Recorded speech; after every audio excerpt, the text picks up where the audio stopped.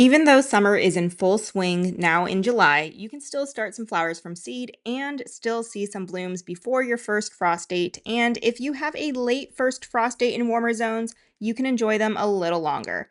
And because it is now summer, you can start these outside whether you sow the seeds directly in place or in seed starting trays if you don't want to deal with them indoors. My first pick are zinnias because these germinate quickly and you can see blooms in as little as 30 days, and these are cut and come again flowers. So whether you cut them for bouquets or just deadhead them when they start to lose their luster, more flowers will continue to grow from the same plant. Cosmo seeds can also germinate quickly, and you can see some blooms in around 7 to 12 weeks, and some can even bloom sooner, especially dwarf varieties. These can last well into the fall depending on your climate and can really steal the show in your garden when other plants have started to fade away. Marigolds are another flower that can be easily started in July and last into the fall.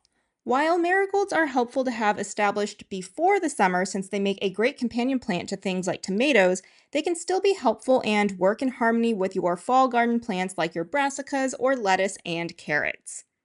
Sunflowers are another great choice, and people are always surprised when I tell them they don't have to start them super early in the spring, although you certainly can, especially if you want sunflower blooms throughout your growing season. But July is still a good month to start sunflower seeds for late summer and fall blooms. And even though you likely won't see any blooms until next year, there are some perennial flowers that can be started from seed this month, and if you live in a warmer climate, they may be strong enough to be overwintered outside or can be protected by frost cloth or inside a greenhouse if you start them now.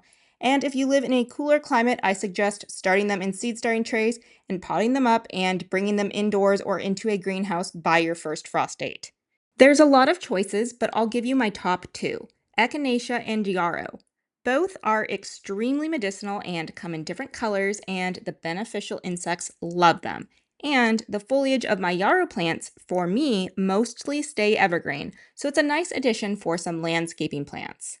And as a bonus, there is a biennial flower that is great to start in July from seed, and that is hollyhock. Hollyhocks have a unique shape or look to them and can come in an array of colors.